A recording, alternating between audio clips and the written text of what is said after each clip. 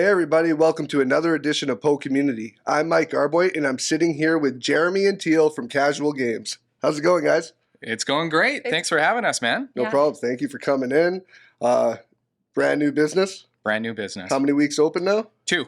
2 weeks. So it's just learning things about yourselves, I guess. I keep saying to myself that entrepreneurship is a crash course of identifying your personal and professional deficiencies. Yeah, 100%. Which has been fun, but you don't know what you don't know, and we're learning a lot. Yeah. So how's it been the first 2 weeks? It's been awesome. I mean, I'll let her answer this as well, but for myself, like, the dream is there and we're living it, and oh my goodness, I walk into a shop that has my ideas and my brand and Pokemon cards and happy faces coming in, and that's really cool.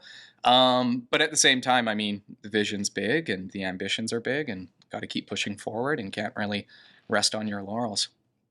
Yeah, well, I was saying, like, it's like surreal. We're still like adjusting. Like, we're like, oh my goodness, we have this shop. Like, we have this shop. It's there. It's like, it's kind of like it's on all the time, even though the store is not open all the time. Yeah. And so it's just kind of like adjusting to that. And you tell yourself a million times, like, this is what it's going to be like, or we need to prepare for this is how it's going to be. And now we're living it and rolling with the punches and adjusting as we go. And it's been great. I think my favorite part's been meeting everybody from the community and just how quickly we've already like gotten to know just like people who live all throughout like Port Coquitlam and the Tri-Cities and we already have regulars, which is cool. Yeah. People come in, and whether or not they actually purchase something, they'll hang out on the couch for an hour and we'll just talk about games, right? Yeah. Talk about D&D. We'll talk about Magic the Gathering. We'll talk about Pokemon cards.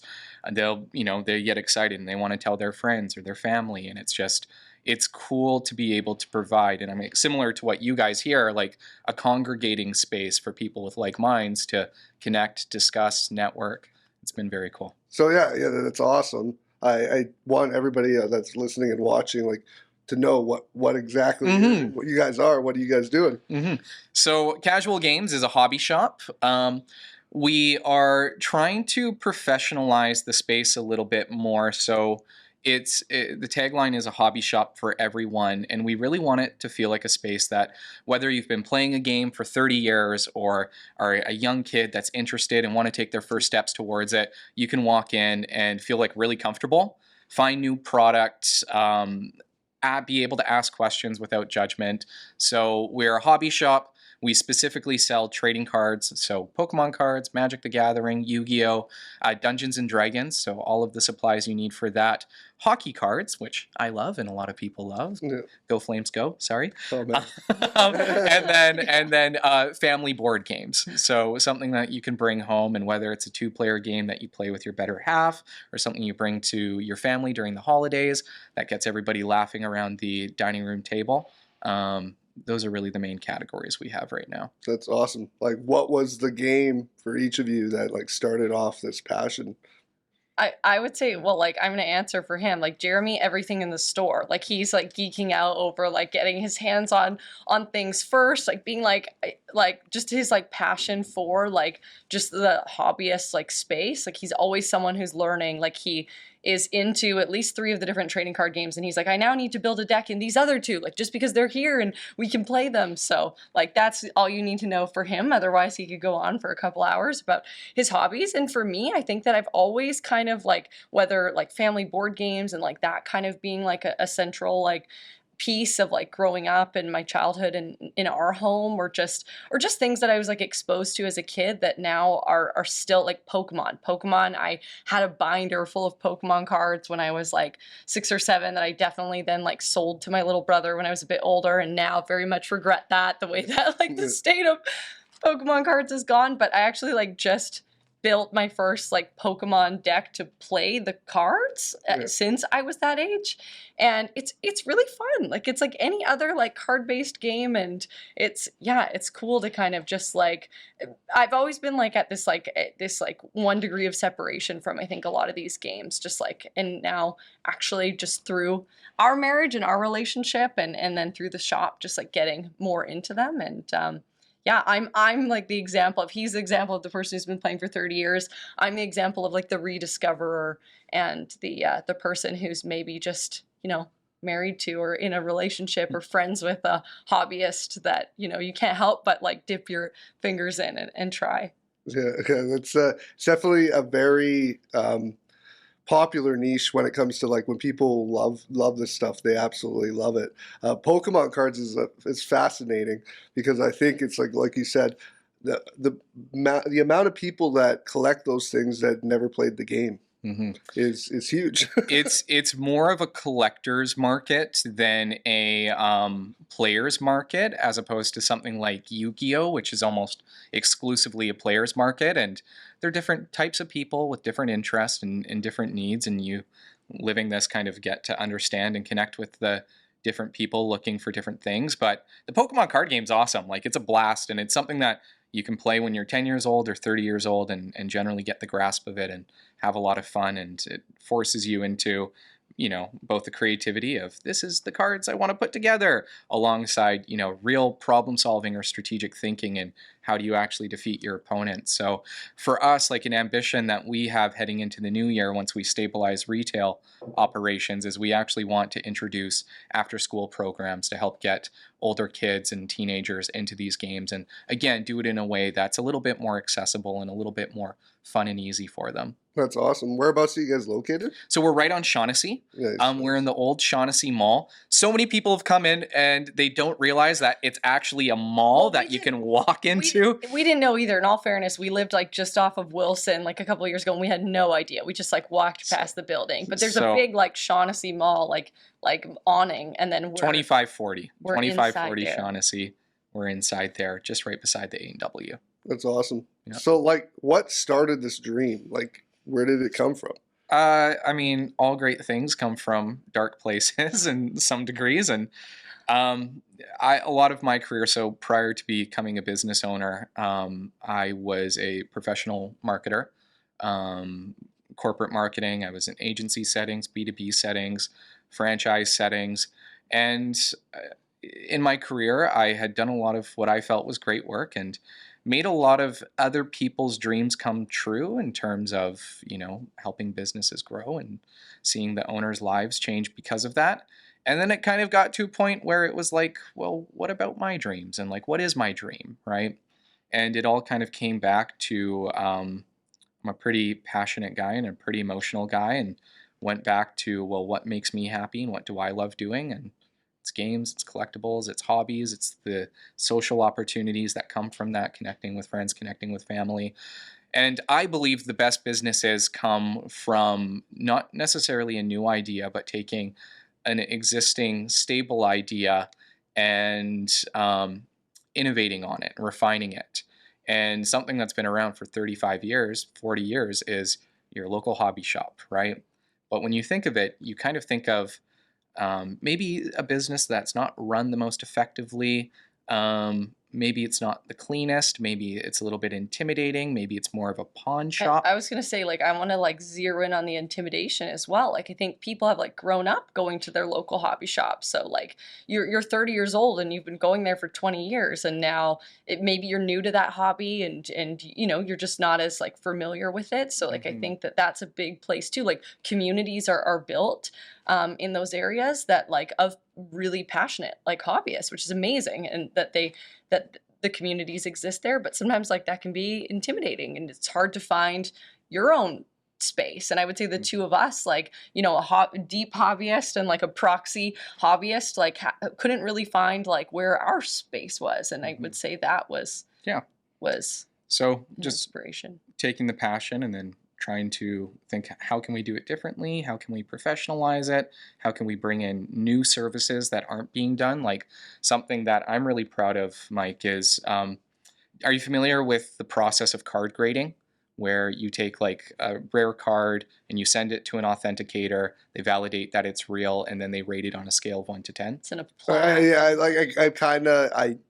I'm not like highly knowledge, or I don't know much about it, but I know kind of how it works. And I pay attention to Pokemon cards a lot. Yeah. A huge Pokemon fan, and just seeing like I'm also a pro wrestler, so Okay. guys like YouTuber but who became a wrestler, Logan Paul, wearing like literally the most expensive Yeah. Pokemon card in a diamond Exactly. chain to the ring. Exactly. Like Yeah. it's a crazy market for that stuff. It is. Yeah. So for us, we're actually currently Canada's only authorized partner of TGA, who is the grading authority, who's one of North America's largest grading firms. And essentially what that means is people can bring their Pokemon cards, they can bring their hockey cards to us, have them graded at a lower cost with a faster grading time, and we'll handle all of the shipping expenses, duty expenses, and insure the cards for them. And that's something that nobody else in the Lower Mainland is doing in their hobby shops, right? Nice. So again, taking like, how do we look at this model that has the product that we love and the things that we really enjoy, but just kind of professionalize it and make some of these things a little bit more accessible? Yeah, I think there's just people sitting on gold mines that don't know where to begin. Exactly. Like going through hockey cards that like 99% of them are worth nothing, but there could be just one sitting in there that unless you kind of know, you don't know. Yeah. It's I think I'm probably one of them with some hockey cards. Come bring some cards to the shop. We'll take a look. For sure. Yeah. But yeah, I go back to this like Pokemon cards that like I hear like terror stories of people's parents is giving them away to people, and literally they know that they're sitting on Pokemon cards that are worth like six figures. And it's just it's insane. Were you one of those kids? Were you? So I have all of my original Pokemon cards, or most of them. Yeah. The problem was I played with my cards. Yeah. So I have the original first edition Charizard that everybody knows about, but it looks like it was used as a napkin at a barbecue restaurant for about 20 years. Yeah. Like it's just in horrible condition. So I could send it in for grading. It won't grade well. It won't have a big price on the market, but I'm proud of having it, right? Yeah, That's cool. That's like me. I'm hoping that Pogs come back one day. There you go. Because I have just an endless collection of Pogs, but they just don't seem to. They haven't come back yet. They haven't. The popularity and the collection of it hasn't really come back. Yeah. Plus, I don't know. I think they feel like they'd be kind of easy to mimic and make fakes. No kidding. Dungeons and Dragons. I read something a while back when Stranger Things came out. It got a big boom in popularity again. Have you noticed that? Oh, totally. I mean, all of this stuff. I'm again marketing background, so I like data and looking at both the revenue trends over the last 5 years and the search interest trends. So people looking up Dungeons and Dragons, Pokemon cards, sports cards online. All going like this over the last 5 years. Stranger Things absolutely catapulted D&D back into like the mainstream vernacular, which is pretty cool. And that was kind of combined with the manufacturer of D&D, Wizards of the Coast, created something known as the 5th edition of D&D, which really made the game more accessible than it's ever been before and easier to play than ever before. There's like D&D purists that are like, I remember back in the day if this happened and it, like the whole I had to walk to school up hills both way type thing. But in terms of the health of the game and players coming in, between Stranger Things and the 5th edition, it just really lightning in the bottle with that. Well, and I think something there too is like this, like how people are playing the games. Like one of my friends plays like at her job, they play on their work break, like online through COVID. They would like play at lunch, like a Dungeons and Dragons campaign, and like play it in smaller pieces, like not dedicate a whole day or a whole weekend or multiple days to moving through this big campaign, like just playing it for an hour and then coming back to it on a regular basis. And I think like that kind of goes into this space and like impart inspiration for like the vision and the name, which is like casual gaming. Like, you can be like a hobbyist, you can be a casual gamer. And I think that tends to be like a negative term in gaming, like, oh, you're a casual, like you don't know everything about this, or like you're not really dedicated to this game. And I think like our aim is to like switch that around and be like, yeah, I am a casual gamer. It's fun. I pick up something, I put it back down, like I play this at lunch. And I think like even that adoption and like the way that people interact with games like Dungeons and Dragons or Pokemon is changing. Like there's a whole just like all different types of people, all different levels of investment in these games, and that's something that, yeah, we're really passionate about. There was an article recently in the Tri-City News that said at Riverside High School, there is a D&D club that has 60 members in it.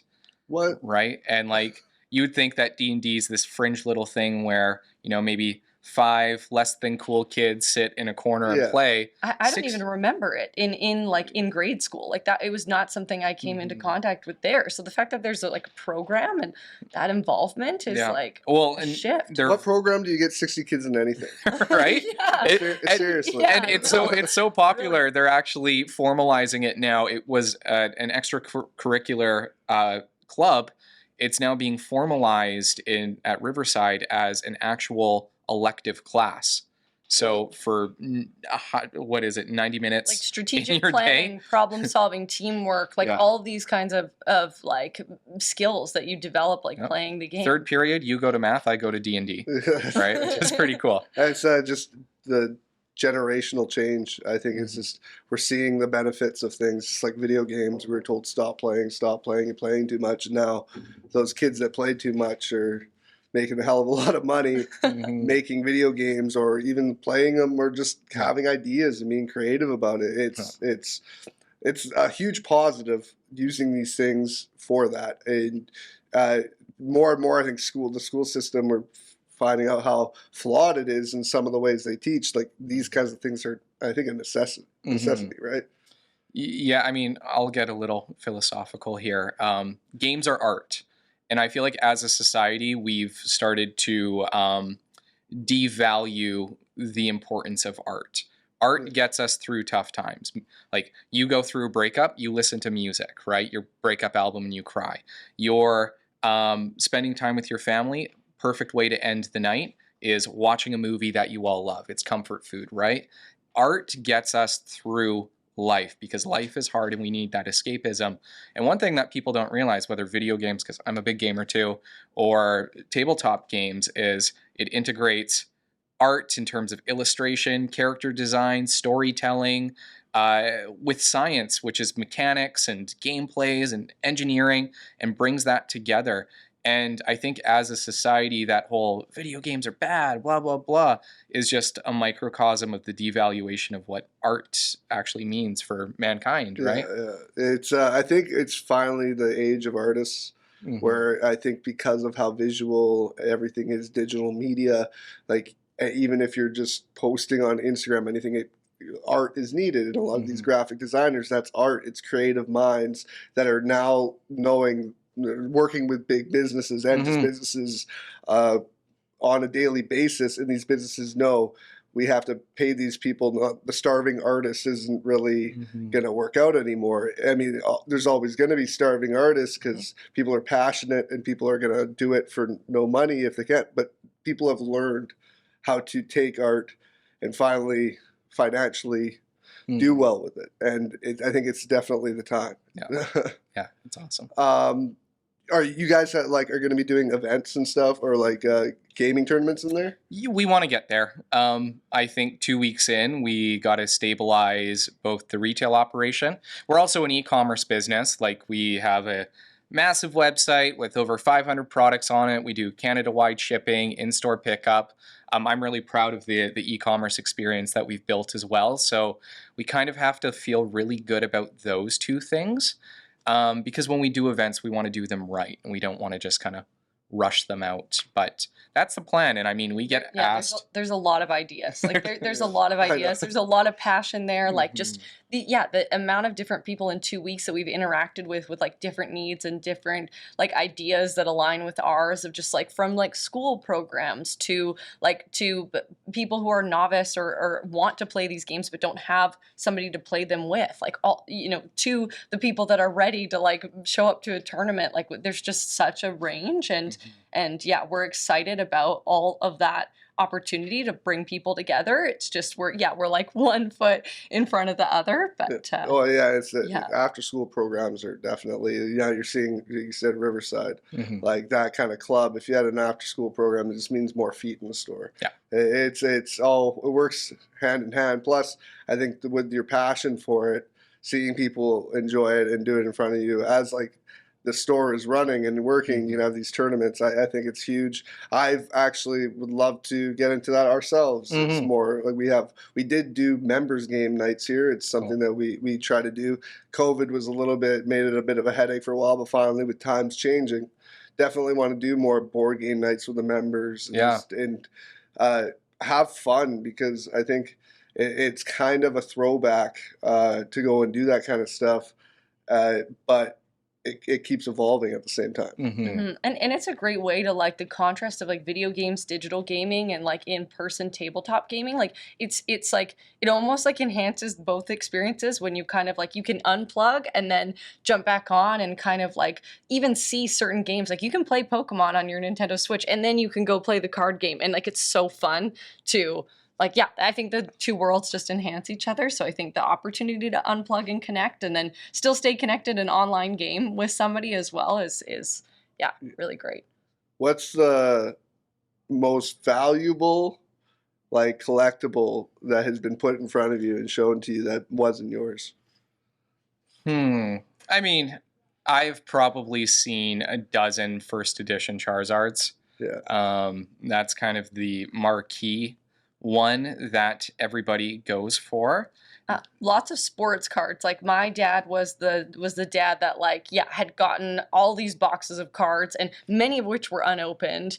And he like carried them from like house to house, move to move, like, and it was always like, I think there's something in here. He has like Wayne Gretzky cards in there. We were opening like unopened like basketball cards with like Michael Jordan's, and like just like it technically doesn't answer because he gave me the Jordan cards we found during COVID. It was really cool. Basically, 30-year-old unopened 1990 basketball card set, and I'm a big NBA guy. We were up with my parents until like 3 a.m. like just opening all these packs together, like freaking out. And we're like, okay, if we find a Jordan card, this is pristine. If we get it graded, it will probably be worth not a lot, but like $3,500, right? We went through 3 boxes, so 24 times 3, I can't do math, 48, 72? Yeah, 72 packs. We pulled 5 Michael Jordan cards. Oh, man. Which, and we did get one of them graded. It's in the shop right now. I got an 8.5, so probably lands around the $2,500 range. Oh, but wow. That's something we own. Well, no, but I mean, like, there's a bunch of those cards that we own, and it was, it was cool. But yeah, and her dad has a Gretzky card that, if grading is really what solidifies the value of trading cards specifically. If it grades a 10, will be about $3,500. The Gretzky. It's crazy. It's a lot of like our parents' generations that don't know what they're sitting on. I think our generation kind of knows what collectibles are worth. I remember hearing like that the boom in crypto a few years back had a lot to do with just the skyrocketing of collectibles, because you had all these Bitcoin essentially nerds that had all this money now all of a sudden, and that's how pretty much how NFTs were created. But like it's like they had all this money they could spend on anything, so all of a sudden collectors or like people that sold collections, they were making way more money on these things. Well, and even like all of us, like, you know, growing up, like child hobbyists growing up, and it's like, oh, we make money now, like what do we want to spend our money on? Like Pokemon cards again. Yeah, we didn't grow up. I just spent a full week, like a Saturday, sitting in a tattoo chair getting Legend of Zelda tattoos. So it's just like we do not grow up. I don't think you're supposed to. I think that's an old wives' tale that you're supposed to, like, once you hit certain age brackets, you got to act a certain way, because like you said, it's something that makes you happy. That's what you really got to go for. And I think that's what the pandemic did to a lot of people, is they realized, like, man, this is short. Why don't we go for our dreams and just try to do this? Everybody, it's a rough time right now. It seems like whatever you're doing, you're struggling. So like, if you're going to struggle, do something you love while struggling. Yeah, and do something for yourself, and do something you believe in, right? And like, what does growing up really mean? I mean, we have a kid, we have a mortgage, we pay our taxes. I'm grown up, man. If I want to play Pokemon cards, like it doesn't hurt anybody, right? Yeah. So it's such an interesting concept, but yeah, I think it's one of those things where it was just time. It was just time for us to do our own thing, and obviously she's supporting me and very much bought into it. So it was cool. We're both like, yeah, we have like so many similarities for all of our differences, and we're both like ideas, passionate type A people. Like I think we just like get our mindset on something and we run that direction. And like 2023 will have been together for 10 years. And I think that like all throughout that 10 years, like the number of ideas of things that like we could do or would do or things that we have done and like where they've gone, I think that this is like the next exciting chapter, and we're really excited as our daughter gets older to bring her along with it. And fun life for the kid. That's the thing. Like when parents don't grow up, they create a better life for their kids because there's not those restrictions of like, oh, I'm too old for this. I'm not gonna. Now it's like, oh, they want to learn how to play Pokemon. We can show them. Actually, Erin's running into the problem right now with a new Switch Pokemon game. Yeah. Like wanting to play herself, and our son just wants to constantly take it from her, and she wants to play on her file, and she's just like biting her lip, like letting him, but it's killing her inside. That's so tough. There you go. Yeah, it's one of those things where our daughter's only one, so she doesn't quite get it yet. But even just seeing like the joy she has being in the shop and looking at all the colors and knocking things off because that's the age she's at. I call her the store mascot when people come in because she hangs out with us during the day. It's fun, and I'm just hoping that whether she likes the same hobbies as we do or that I do or not, that she just sees her parents doing something that they believe in and something fun and something that just has like a very comfortable and giving relationship with the community that we're in. Yeah, obviously you're part of this community. You're building a great spot and store for the community. You have big goals with the company, though. You want to build it. I would say like fundamentally the painted picture that we have is we want to be North America's most inclusive hobby shop, but also the first household name in hobbies and games. Right. Because I think right now there's a hobby shop in every community, right? There's a place you can go and get Pokemon cards. There's a place you can go and get hockey cards. Nobody knows the names of any of them, right? And again, that's kind of what comes down to the professionalization of it is we want to make a brand that extends beyond us and is something that other people can really attach to and feel connected to and grow with. So we want to be the most inclusive hobby shop in North America, and we want to be the first household name in hobbies and games. That's awesome. Yeah. If anybody listening or watching wants to find out more about you guys, your website, everything, where can they find you? Shopcasualgames.com is our website. Again, cross Canada shipping, so makes it quite accessible and easy for people to get our product. Instagram at shopcasualgames. Yeah, we're also on TikTok. Yeah, she's running the TikTok. No, we're trying. She's running the TikTok. We're having fun. We're having fun with it. Yeah. We're having fun with it. No, I know all about TikTok. It's a fun platform. It takes a while to get used to, but it's funny. You can try out TikTok and you can do the reels on Instagram, and they don't succeed in the same. Like one will do great on TikTok and do terrible on Instagram, vice versa. It's bizarre. They're totally different apps, even though they seem so similar. It is, yeah. Yeah. I already need like TikTok off my phone. Like I hadn't downloaded it prior to the business because I was like, this is just an app that I shouldn't have like on my phone. And now I'm like, I need it off because whether it's like me goofing around or like me watching other people goof around, I'm like, it takes over your time very quickly. Yeah.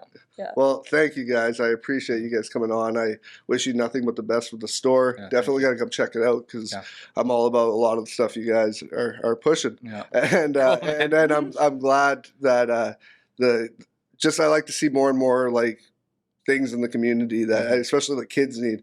And hearing that stat about just the high school having that many kids in that club, it's good to hear because like when I was in high school, it's hard enough to get kids into any clubs or doing stuff they shouldn't be. Most of them, at least in my school, they were. I'm not going to say if I was in that club or not, but we will also not answer. No, but yeah, thank you so much for coming on. Good luck, and appreciate it, Mike. You guys being here. Yeah, thank you. Thank you.